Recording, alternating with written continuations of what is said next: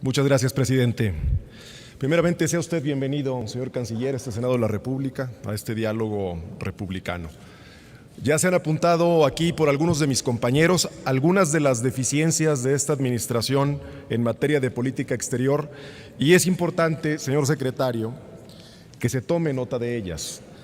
Es importante señalar los errores y las insuficiencias no como una crítica malintencionada, sino como una forma de fortalecer la conciencia de los temas que este gobierno no ha sabido resolver o que ha resuelto mal y sobre todo que enojan y preocupan a los mexicanos.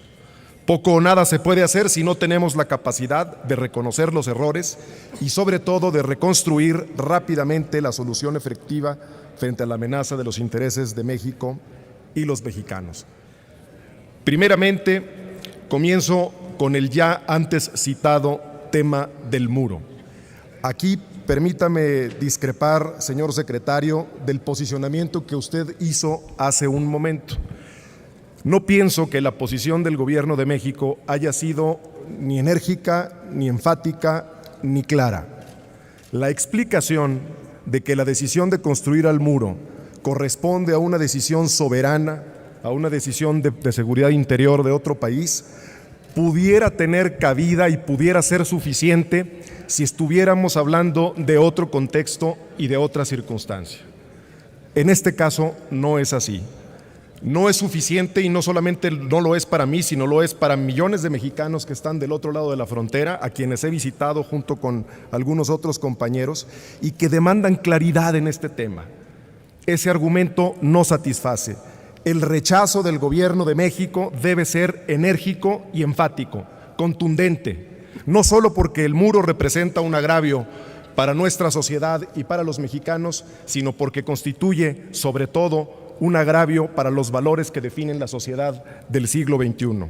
En segundo término, señor secretario, el fenómeno de la migración. A lo largo de la historia, los seres humanos han atravesado fronteras, han recorrido miles de kilómetros, han atravesado mares inclusive.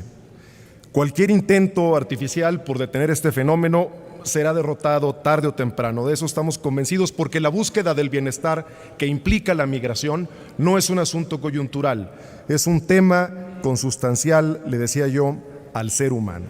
México, en ese sentido, debe ser ejemplo en el mundo de la defensa del fenómeno migratorio. La coyuntura mundial exige una política exterior audaz que vincule a México con el respeto y la defensa de la migración. Lamentablemente, en este caso, tratándose del respeto a los derechos humanos de la población migrante, no hay congruencia entre lo que se demanda del norte y lo que se ofrece al sur.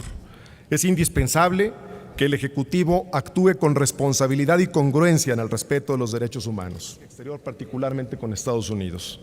No encuentro en esos principios y en esos objetivos un solo punto que se refiera a retomar la agenda del acuerdo migratorio con el Congreso de Estados Unidos. Y ese es un asunto fundamental, no solamente para los millones de mexicanos que viven en aquel país, sino también para las miles de familias que dependen de su trabajo de este lado de la frontera. Yo aquí le pregunto, señor secretario, ¿por qué el Gobierno de México renuncia o parece renunciar a cabildear con el Congreso americano este tema? ¿Por qué no está en la agenda del presidente? ¿Por qué se olvida finalmente? Por último, secretario, quiero tocar un tema que hace un momento comentaba con algunos compañeros y que me parece fundamental, y es el que tiene que ver con el combate a la corrupción en nuestro país. Lamentablemente, después de haber dado estas vueltas por la Unión Americana y haber escuchado no solamente a las comunidades de migrantes, sino también a las autoridades de distintos órdenes de gobierno de ese país, me doy cuenta que el fenómeno de la corrupción lastima y denigra la imagen de México. Fortalece la base de apoyo, no solamente del presidente Trump, sino de quienes ven en México un país con poca viabilidad en el que impera la ley del más poderoso. En ese sentido, señor canciller, le pido que sea usted portavoz al Gobierno de la República para que de una vez por todas culminemos con los trabajos de las reformas necesarias en materia anticorrupción. Creo que es un asunto inacabado que está en la mesa no solamente de este Senado de la República, sino también del Ejecutivo Federal. Por su atención, muchas gracias.